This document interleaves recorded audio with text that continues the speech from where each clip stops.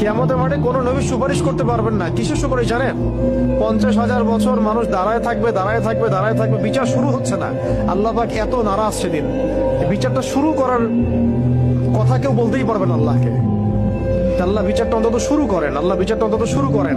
দাঁড়ায় থাকতে থাকতে আমাদের অবস্থা খারাপ, প্রত্যেক মানুষেরই অবস্থা হয়ে যাবে। মানে ইল্লা মাশাআল্লাহ, ইল্লা মাশাআল্লাহ।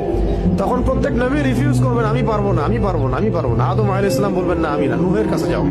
নূহ আলাইহিস সালাম বলবেন না আমি না, ইব্রাহিম আলাইহিস সালামের কাছে যাও। এভাবে একে একে একে একে করতে করতে রাসূল সাল্লাল্লাহু আলাইহি ওয়াসাল্লাম পর্যন্ত আসবেন যখন, তিনি বলবেন যে আমি সুপারিশ করব, আজকের এই সুপারিশ আমার জন্য। তাও মানুষ দেখবে যে রাসূল সাল্লাল্লাহু আলাইহি ওয়াসাল্লামকে সুপারিশ করানোর জন্য বোরাক নিয়ে আসা হচ্ছে উপর থেকে, আসমান থেকে। জিবরাইল আলাইহিস সালাম আসছেন, তিনি সেখানে উঠছেন, উপরে নিয়ে যাওয়া হবে। মানুষ দেখতে পারবে একটা বিশাল অট্টালিকার সামনে, আসমান এবং জমিনের মাঝখানে। এইটা হচ্ছে মাকামে মাহমুদ। এখানে গিয়ে রাসূল সাল্লাল্লাহু আলাইহি ওয়াসাল্লাম সিজদায় পড়ে যাবেন। কত বছর সিজদায় চলে যাবে আল্লাহ ভালো জানেন। এবং তিনি তখন এমন কিছু তাসবিহ পড়বেন, এমন কিছু প্রশংসা করবেন, যেটা আজ পর্যন্ত কেউ আল্লাহ পাকের শানে করে নাই। আল্লাহ পাক তাকে সেটা শিখাই দিবেন, তখন ইনস্ট্যান্ট শিখাই দিবেন।